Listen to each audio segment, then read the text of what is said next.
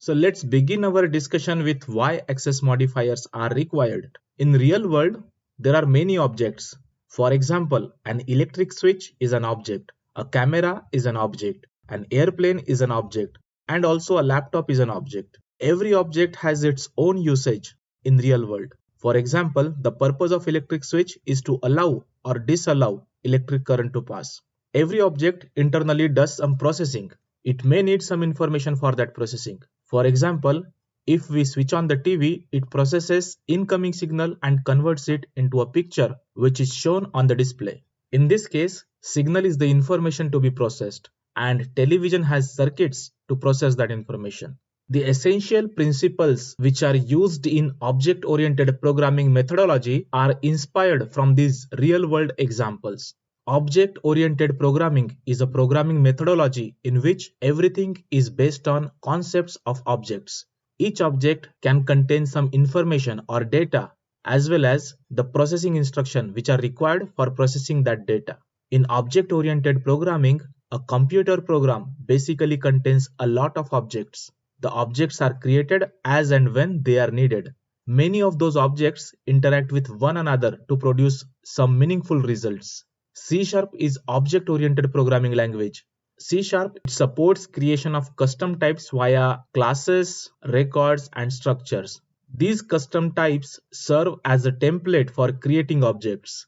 These custom types allow to define data as well as processing instructions in the form of type members. For example, fields can contain data and properties and methods can contain processing instructions. We already have discussed about how to create classes and objects in one of the previous episodes. Please refer episode 11 if you want to know more about how to create classes and how to define class members. Okay, so if you are following me till now, you know that our main question was, why do we need access modifiers? And it is still unanswered.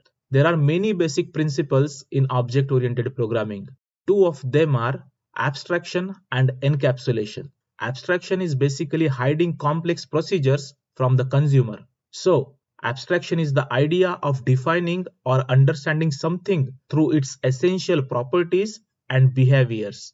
For example, a phone device has a dial pad from which we can dial a number and initiate a call with another device. It also provides a button to end the current ongoing call. So, the essential properties are dial pad, which contains the numbers and some buttons.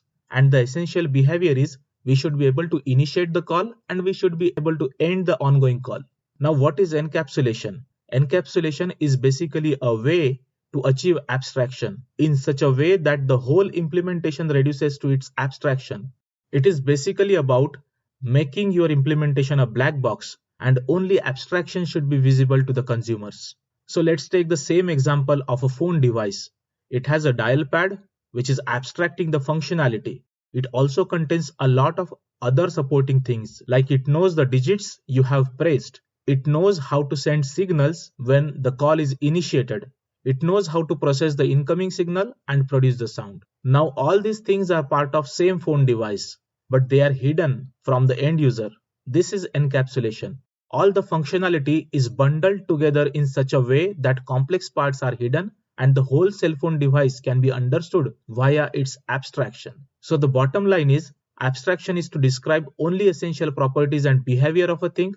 Encapsulation means to implement the thing in such a way that implementation gets reduced to its abstraction. Abstraction and encapsulation are useful concepts to ensure that software system is easy to understand, easy to maintain, and easy to test. In C#, we use interfaces and abstract classes for achieving abstraction. They are helpful to define only essential properties and essential methods which are required for an object.